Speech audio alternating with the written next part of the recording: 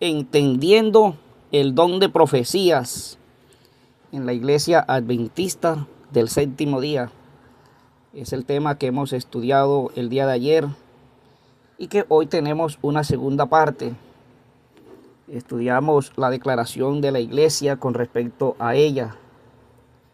No creemos que su inspiración sea diferente a la inspiración de las Sagradas Escrituras. Ahora, no creemos que tampoco sea una adición a las Escrituras. Tampoco creemos que los escritos de Elena G. de White sean base para establecer una doctrina o una creencia. Pero también estudiamos que nosotros no adoramos a Elena G. de White, no le rendimos ningún tipo de culto, no tenemos ningún canto o un servicio de adoración dedicado exclusivamente a ella. Y estudiamos también el caso de las personas de la iglesia que no creen en ella, no creen en sus escritos. Hoy, mis hermanas y mis hermanos, quiero invitarles a buscar en sus Biblias, en el libro de Apocalipsis, en el capítulo 12, vamos a leer el versículo 17. Entonces el dragón se llenó de ira contra la mujer y se fue a hacer guerra contra el resto de la descendencia de ella, los que guardan los mandamientos de Dios y tienen el testimonio de Jesucristo. El dragón, de acuerdo a aquí a Apocalipsis 12, entre los versículos 9 al 12, dice la Biblia que es Satanás, la serpiente antigua, que también se llama Diablo. Ese es el dragón. Y dice que se fue a hacer guerra contra la mujer. Pero la mujer fue llevada al desierto para ser guardada. Pero dice que se llenó de ira contra el resto. Es decir, contra los que quedan de la mujer. Entendiendo en la Biblia, de acuerdo a Efesios capítulo 5, versículo 25, que la mujer es símbolo de iglesia. El Señor guardó a su iglesia, pero queda el resto de la iglesia, el remanente de la iglesia. Y aquí en Apocalipsis leemos dos características especiales de la iglesia o del pueblo remanente de este último tiempo. Uno, guardan los mandamientos de Dios. Guardan los mandamientos de Dios. No dice parcialmente. No dice algunos mandamientos. Nosotros sabemos y conocemos los 10 mandamientos o las 10 palabras descritas en Éxodo capítulo 20. Pero aquí nos destaca otra característica, que tienen el testimonio de Jesucristo. ¿Cuál es el testimonio de Jesucristo? Bueno, nosotros leemos en el libro de Apocalipsis, en el capítulo 19, versículo 10, nos dice cuál es el testimonio de Jesucristo. Yo me postré a sus pies para adorarle, y él me dijo, mira, no lo hagas, yo soy consiervo tuyo y de tus hermanos, que retienen el testimonio de Jesús. Adora a Dios, porque el testimonio de Jesús es el espíritu de la profecía. El don de profecías manifestado en la iglesia adventista, ¿en quién? En la pluma inspirada de Elena Harmon o Elena de White. Pero así como en los tiempos de Jeremías tuvo sus enemigos, estaba el profeta o el falso profeta Ananías. O como en los tiempos de Jesús, que también tuvo sus enemigos. Recuerden ustedes a los fariseos, que eran los enemigos de Jesús. En el libro de Hechos, en el capítulo 20, versículos 28, 29 al 30, fíjense ustedes que enemigos de otras denominaciones o contradictores de Elena G. de White de otras denominaciones es común. Es común que haya contradictores entre los movimientos protestantes o en el catolicismo. ¿Por qué? Bueno, porque ella en sus escritos delata los pecados de estas iglesias, que siguen la tradición o las enseñanzas, según Apocalipsis 17, de la gran ramera, y a saber, dos errores capitales: el estado de los muertos y el falso día de reposo, el domingo. Entonces es lógico entender que otras denominaciones sean contradictores y busquen difamar o estén en contra de los escritos inspirados en la pluma de Elena G. de White. Ella les delata los falsos reavivamientos, los falsos derramamientos del Espíritu que tienen muchas iglesias hoy. Ella les delata en sus escritos los pecados en el comer, en la alimentación, pero también les delata los pecados de acuerdo a las profecías de Apocalipsis 13, como la primera bestia y el falso profeta. Es lógico entender que de otras denominaciones pues se critique, se busque difamar los escritos de Elena G. de White. Pero dice el libro de Hechos, en el capítulo 20, versículos 29 y 30. Porque yo sé que después de mi partida entrarán en medio de vosotros lobos rapaces que no perdonarán al rebaño. Y el versículo 30, fíjense cómo dice: y de vosotros mismos se levantarán hombres que hablen cosas perversas para arrastrar tras sí a los discípulos. Y de vosotros mismos se levantarán hombres. Y del pueblo de Dios se han levantado muchos apóstatas. Siempre han habido y siempre van a haber los apóstatas que van a atentar contra la sana doctrina. Y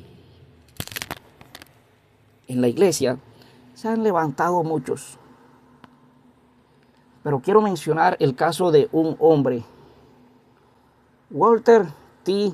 Rea, o Walter Rea, un ministro de California que compartía los escritos de Elena G. de White y los enviaba, y la gente los aceptaba, y el hombre ganó mucha popularidad porque él recopilaba algunos escritos, como por ejemplo ustedes han leído el libro Eventos de los Últimos Días. El libro Eventos de los Últimos Días es una recopilación de varios escritos seleccionados o agrupados por temáticas.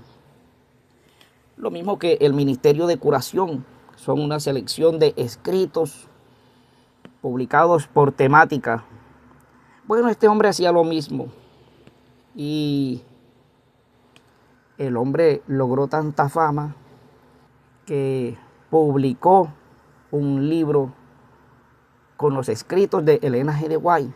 Era un ministro y según él, su libro tuvo tanta acogida que se vendía mucho más que los libros que publicaban desde las casas publicadoras oficiales.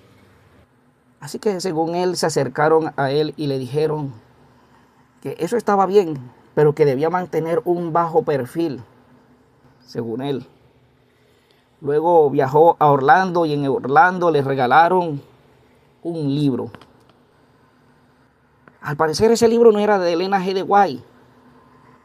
Al regresar a California, en la biblioteca encontró libros con párrafos similares a los publicados en los libros de Elena G. de White. Y entonces este hombre ahora comenzó a llenarse de dudas. Se llenó de dudas. Y ahora entonces, al ver que Elena G. de White tenía en sus escritos párrafos de otros autores, se aparta de la fe y publica un libro llamado La Mentira White o La Mentira Blanca, en el que hacía varias acusaciones contra Elena G. de White, y una de ellas, plagio. Elena G. de White tomó algunos párrafos de autores y los había publicado en sus libros. Ahora él acusa de plagio. Pero debemos entender que Elena G. de White hizo a menudo uso de fuentes literarias para comunicar sus mensajes. Por ejemplo, nosotros en el libro Conflicto de los Siglos, en la página 14, ella escribe: en algunos casos, cuando he encontrado que un historiador había reunido los hechos y presentado en pocas líneas un claro conjunto del asunto o agrupado los detalles en forma conveniente, he reproducido sus palabras. Ella misma reconoce que en algunos casos ha tomado algunos escritos de autores que resumen bien la idea, pero a esto no se le llama plagio, porque está reconociendo los derechos de autor. Y cuando nosotros vamos al libro El Conflicto de los Siglos, en el apéndice, en la parte final, nosotros encontramos que ella hace o cita las referencias que ha tomado para publicar el libro. Es decir, que ella sí está reconociendo los derechos de autor. Es decir, que ella no estaba cometiendo plagio. Y lo mismo hizo con parte del libro El deseado de todas las gentes. Había reconocido: he tomado escritos de algunos autores que han resumido bien la idea. No es que ella haya cometido plagio. Plagio sería si ahora en nuestro tiempo se hiciera de esa manera. Recordemos que en aquella época no existía la ley de los derechos de autor como si la hay hoy. Entonces no era plagio. En 1980, el doctor Fred Bellman, quien fue director del Departamento Religioso del Colegio de la Unión del Pacífico, emprendió una investigación con relación a esto. Y él estableció que las publicaciones de Elena G. de White para ese tiempo sí estuvieron dentro de los derechos de autor. No había cometido plagio. No podemos acusar a alguien de plagio aplicándole la ley de nuestro tiempo a hace más de 1,5 siglos atrás. Pero fíjense, el enemigo es astuto. Y muchos hoy creen: no, cometió plagio. No, hermano, no es que haya cometido plagio. Ella misma reconoce que citó a otros autores. Aún en sus escritos reconoce los libros de Daniel y Apocalipsis publicados por Smith, e invita a leerlos. Nunca faltan los enemigos de la obra. Ahora también se acusa a Elena G. de White de ser masona.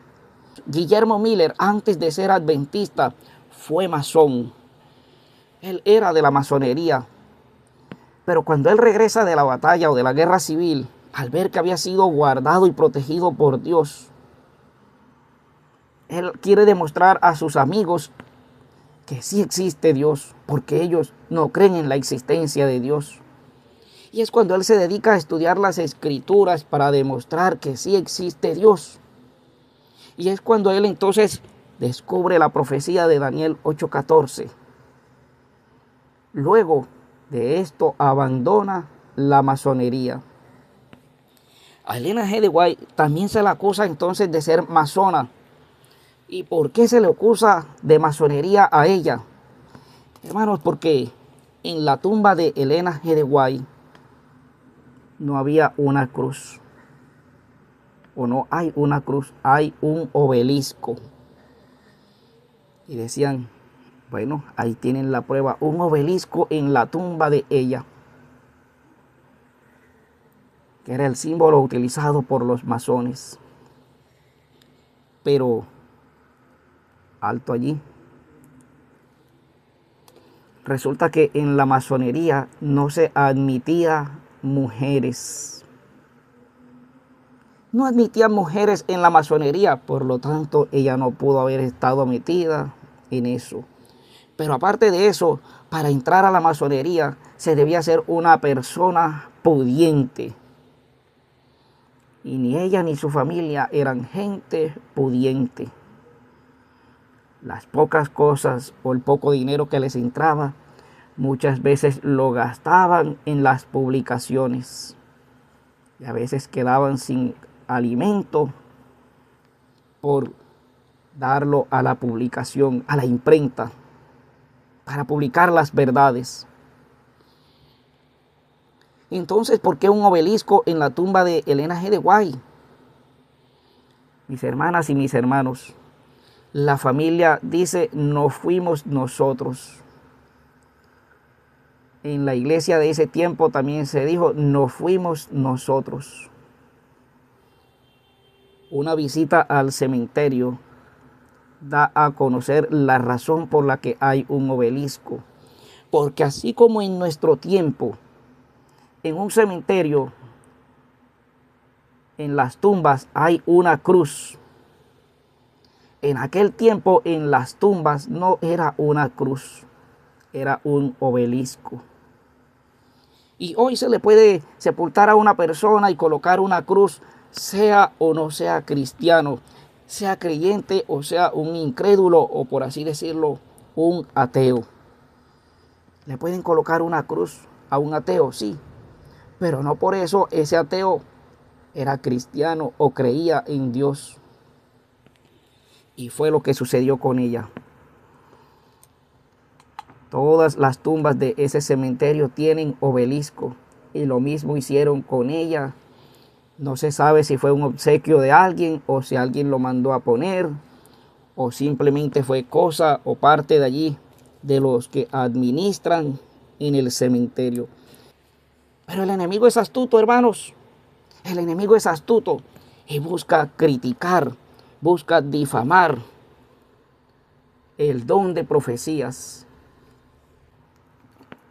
En el año de 1856, hace aproximadamente 165 años, fíjense ustedes. Así como de Jonás, Jonás dijo, de aquí a 40 días, Nínive será destruida. ¿Era Jonás un falso profeta? Porque Nínive no fue destruida. No. Dios tuvo misericordia de Nínive. Y Jonás pudo haber quedado como un falso profeta. Pero nosotros sabemos que no era un falso profeta. Fue la misericordia de Dios la que no destruyó a Nínive, a pesar de que había una profecía establecida. En el año de 1856, Elena G. de White escribió o publicó, se me mostró que en el grupo presente en la conferencia, dijo el ángel, algunos serán alimento para los gusanos, otros serán sometidos a las siete últimas plagas, otros estarán vivos y permanecerán sobre la tierra para ser trasladados en la venida de Jesús. ¿Cómo así? De 1856 algunos iban a estar vivos para la segunda venida de Jesús. Iban algunos a estar vivos para las plagas. 165 años después, ¿quién está vivo? No hay uno vivo. Entonces, ¿qué pasó?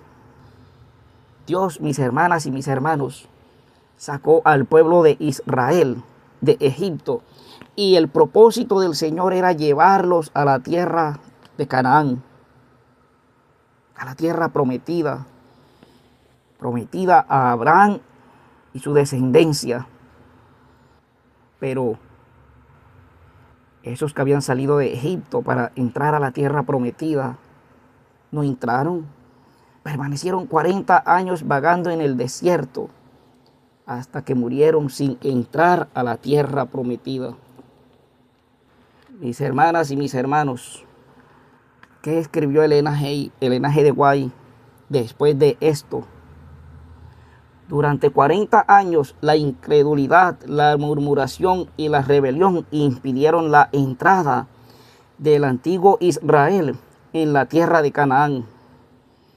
Los mismos pecados han demorado la entrada del moderno Israel en la Canaán celestial. En ninguno de los dos casos faltaron las promesas de Dios. La incredulidad, la mundanalidad, la falta de consagración y las contiendas entre el profeso pueblo de Dios nos han mantenido en este mundo de pecado y tristeza tantos años. Lo escribió ella en 1883 y aparece en el libro El Evangelismo en la página 504. El propósito de Dios era que el pueblo de Israel entrara a la Canaán terrenal, pero por sus pecados no entraron. Mis hermanas y mis hermanos, el propósito de Dios era que los presentes de 1856 hubiesen entrado o estado vivos para la segunda venida de Jesús. Pero los mismos pecados, la incredulidad, la mundanalidad, la falta de consagración y las contiendas entre el profeso pueblo de Dios impidieron eso. No es que la promesa del Señor haya fallado, es culpa de ellos mismos, porque dejaron de seguir consagrando sus vidas a Dios.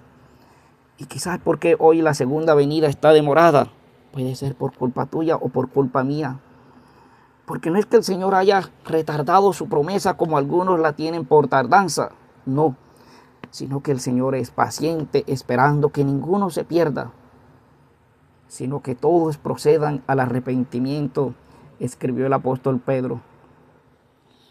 Fue culpa de ellos mismos que Jesús no hubiese venido en ese momento y hubiesen estado vivos para la venida de Jesús, pero no fue así. Y quiero estudiar con ustedes otra parte, se me van a quedar algunas sin mencionar, pero ya el tiempo ha avanzado, y es sobre el error de 1843. El diagrama principal o el diagrama oficial de las cuentas sacadas por Guillermo Miller llegaban a 1843. Pero cuando llegó 1843 y Jesús no vino, hicieron una revisión y se dieron cuenta de algo. Nosotros estamos utilizando los números reales, y en los números reales, viniendo desde atrás para adelante, dice -5, -4, -3, año -2, año -1. Un momento, en los números reales llegamos al 0. Y luego 1, 2, 3, 4, 5. En los números reales llegamos al 0, pero cuando llegamos a la historia no hay año 0. Año 1 antes de Cristo.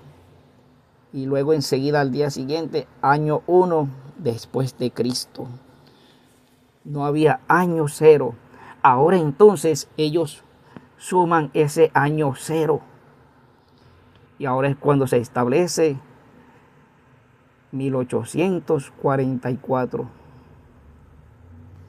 Pero fíjese,